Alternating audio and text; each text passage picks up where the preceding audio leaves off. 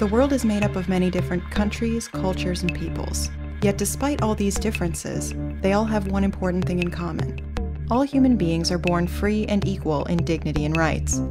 This is what it says in the very first article of the Universal Declaration of Human Rights of December 10, 1948. The notion of human rights has become one of the most important in the history of humankind. But what exactly are human rights? Who is responsible for protecting them? And do they really apply to all people? We describe human rights as those rights which apply to every single person, simply because he or she is a human being. They are innate. Human rights apply to every person in every part of the world, without exception. They are therefore universal. They also apply equally to everyone, regardless of race, religion, gender, sexual orientation, skin color, age, or other features that may distinguish one person from another.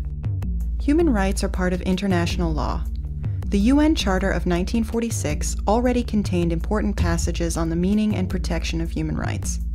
The first proper international agreement was the UN Universal Declaration of Human Rights in 1948. In 1966, the UN adopted two more international covenants, one on civil and political rights, and the other on economic, social, and cultural rights. These declarations are collectively known as the International Bill of Human Rights and are the most important legal basis for human rights. In addition, there is a series of UN conventions. For example, the Geneva Convention relating to the status of refugees, the Convention on the Rights of the Child, the Convention Against Torture, or the UN Convention on the Rights of Persons with Disabilities. But what are the specific human rights anchored in these conventions? Human rights are often divided into three generations or dimensions. The first dimension, the classic political and civil liberty rights. These include the right to life and physical integrity, a ban on slavery and forced labor, protection from torture, freedom of thought, conscience, and religion, a comprehensive ban on discrimination, and the right to vote. The second dimension, the economic, social, and cultural human rights.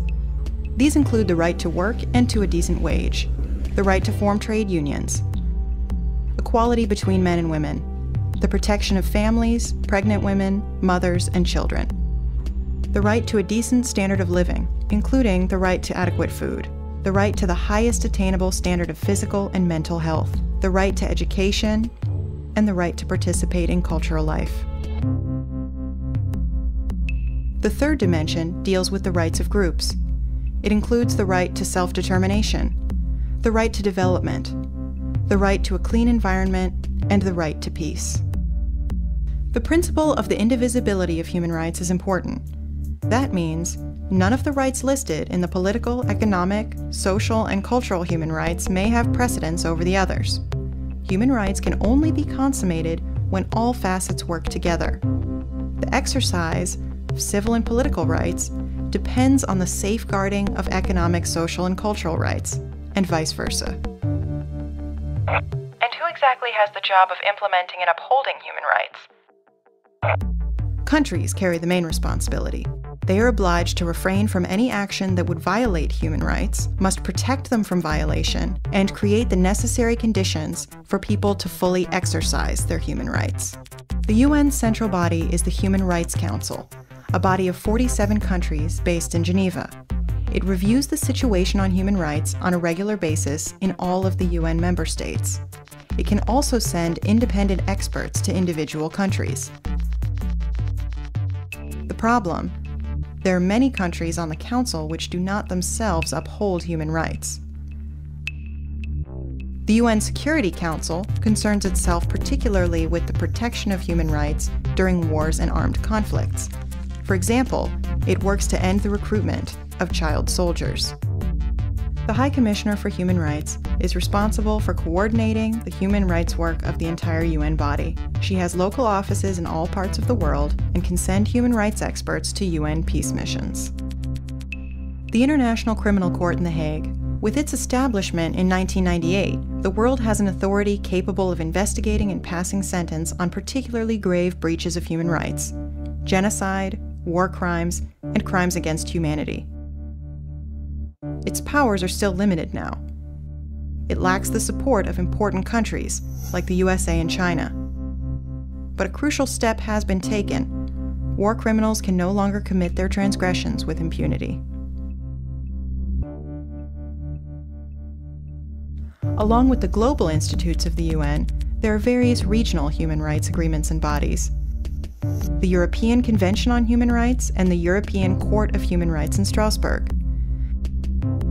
The African Charter on Human and People's Rights. And the American Convention on Human Rights. Civil society has an especially important role to play. Non-governmental organizations such as Amnesty International and Human Rights Watch monitor the observance of human rights in places all over the world. They draw attention to abuses and exert pressure on governments through public campaigns. They also play an important role in the ongoing development of the legal basis for human rights. The creation of independent national institutes for human rights, which have an indispensable role as watchdogs, is also important. Are there any controversial aspects about human rights? Yes, there are two main points of contention. Issue number 1, the universal nature of human rights. The argument? The notion of human rights originates in the West and cannot simply be transferred to other cultures. It is true, the development and spread of the notion of human rights carry the marks of cultural developments and traditions. But it is also true that no human being wants to be tortured or discriminated against because of her religion or skin color. Every human being wants to be able to speak his opinion without fear of persecution. Every human being wants a life of dignity with a roof over her head, without having to suffer hunger or thirst. All these ideas are included in the notion of the universality of human rights. It is important to note that it is frequently countries or groups which are themselves responsible for human rights violations that call this universality into question. Issue number 2. Western countries are accused of using human rights as a pretext for military intervention in other countries and of committing human rights abuses themselves. It is clear, no country is the sole defender of human rights. Human rights are violated in Western countries too. Especially following the attacks of 9/11, measures were introduced that compromised human rights. The justification? The war on terrorism. We see that human rights are very particular rights. They apply equally to every individual. Respect for and protection of human rights must be at the heart of government activity, since human beings are both the reason for and the object of every policy. People do not exist for the state, but the state for people. The struggle to secure and defend human rights must be continually renewed, for we can only secure permanent peace and stability if we respect human rights.